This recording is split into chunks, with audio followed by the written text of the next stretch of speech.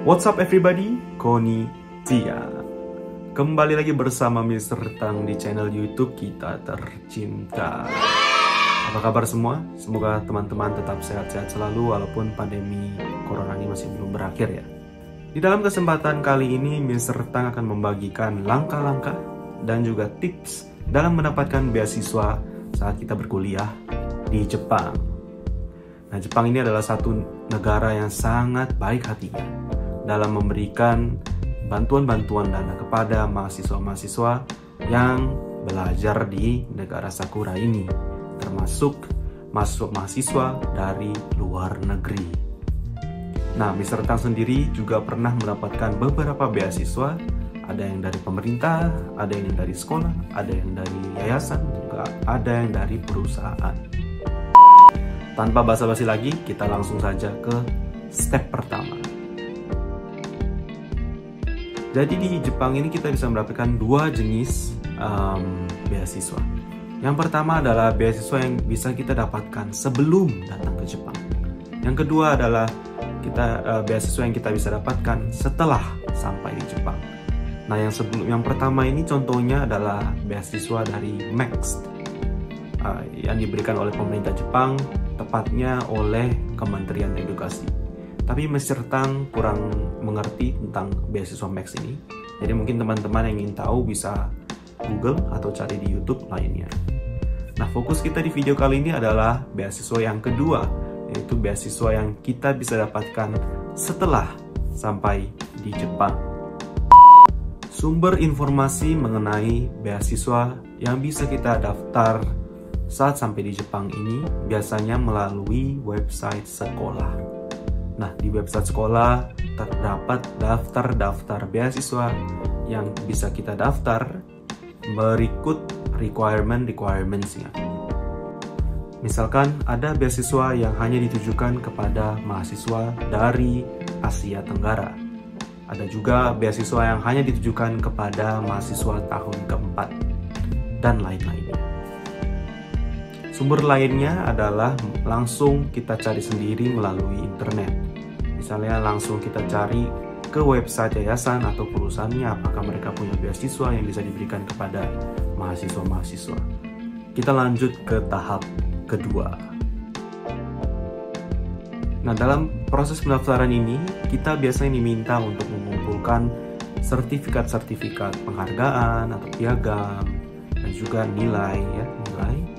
Dan biasanya paling umumnya kita diminta untuk menuliskan esai atau karangan.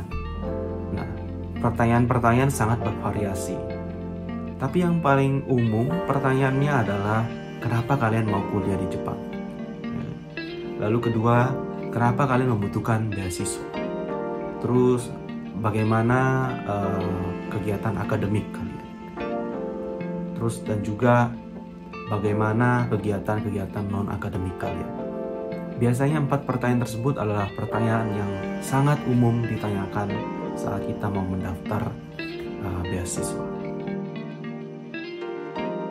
Setelah kita lulus tahap pertama, yaitu tahap seleksi dokumen, biasanya kita akan dipanggil untuk tes wawancara yang diadakan oleh pihak sekolah maupun pihak pemberi beasiswa.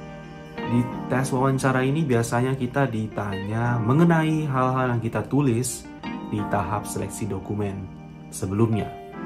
Jadi misalkan di tahap seleksi dokumen kita menuliskan tentang pengalaman saya pernah menjadi ketua organisasi di universitas. Jadi di tes wawancara mereka akan mencoba menggali lebih dalam bagaimana sih kegiatan Anda sebagai ketua di organisasi tersebut. Apakah pernah mengalami masalah saat menjadi ketua tersebut, dan juga bagaimana cara kalian untuk mengatasi masalah tersebut. Nah, itu hanya contoh.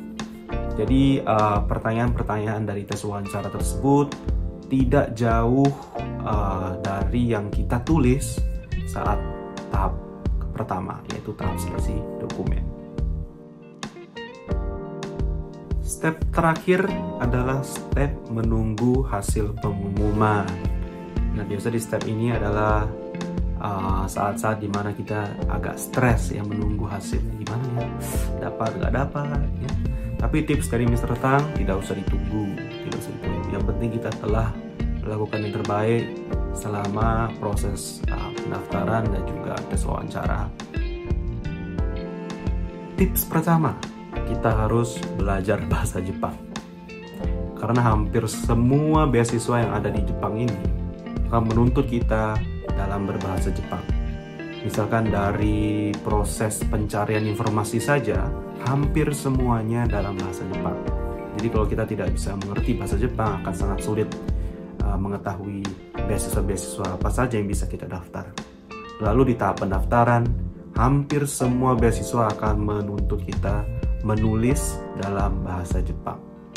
Nah, di tahap wawancara pun juga hampir seluruh beasiswa yang ada di Jepang ini akan mengadakan tes wawancara dalam bahasa Jepang. Ya, kita harus mendengar pertanyaan dalam bahasa Jepang dan juga kita harus menjawab dalam bahasa Jepang. Jadi, kuncinya adalah bahasa Jepang. Tips kedua adalah meminta bantuan teman orang Jepang.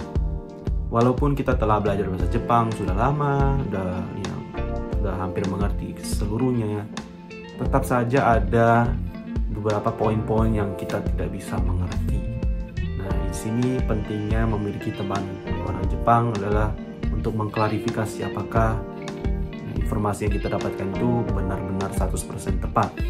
Lalu dalam proses pendaftaran pun, apakah tulisan kita itu dalam bahasa Jepang itu sangat 100% tepat.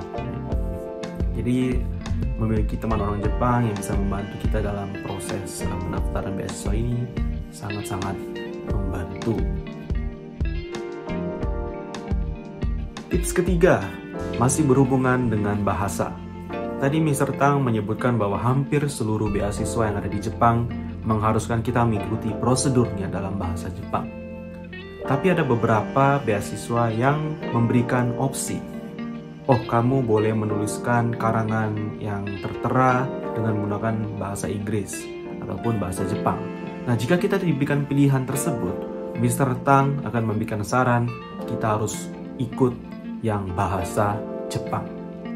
Karena apa? Karena orang Jepang sangat bangga dengan budaya dan bahasanya. Jika kita diberi pilihan bahasa Inggris atau bahasa Jepang dan kita ikutin bahasa Jepang, berarti kita itu berusaha menghormati, menghargai budaya orang Jepang. Tips keempat mengenai tes wawancara. Nah, di saat tes wawancara ini kita harus menunjukkan kepercayaan diri kita. Ya, jadi mereka sangat senang dengan orang yang percaya diri, yang passionate, yang bersemangat. Kita harus menunjukkan kita ini percaya diri dan juga bersemangat, biasanya melalui pemilihan kata, cara menjawab pertanyaan, tidak putar-putar. Lalu biasanya kita datang ke tes wawancara ini menggunakan jas lengkap dengan dasi dan juga sepatu formal. Pada masa pandemi ini interview biasanya diadakan melalui Zoom ya, tapi tetap harus pakai jas lengkap dengan dasi. Jadi menunjukkan bahwa kita ini orangnya percaya diri dan well mannered. Tips kelima dan terakhir adalah mencari kakak kelas atau senior yang pernah mendaftar ke beasiswa yang kita ingin daftarkan. Tadi Mr. Tang telah menjelaskan step-stepnya ya, dan itu merupakan step-step yang umum. Mungkin saja beasiswa yang ingin teman-teman daftar nantinya memiliki step-step yang berbeda, mempunyai step-step yang unik. Jadi alangkah lebih baiknya bisa mendapatkan informasi yang fresh melalui kakak kelas atau senior yang pernah mendaftarkan specifically ke beasiswa yang ingin teman-teman daftar. Semoga tips-tips dan juga step-step yang Mr. Tang telah berikan bisa bermanfaat bagi teman-teman semua. Jika teman-teman ingin berkuliah di Jepang tapi memiliki kesulitan ekonomi, jangan khawatir karena di Jepang banyak sekali kesempatan-kesempatan yang terbuka lebar untuk kita mendapatkan bantuan dana untuk sekolah. Jika suka dengan video Mr. Tang, silakan klik tombol like dan juga subscribe-nya. Klik juga tombol notifikasi supaya tidak melewati video-video Mr. Tang selanjutnya. Tetap stay safe, stay healthy. Sampai jumpa di video selanjutnya. Dadah!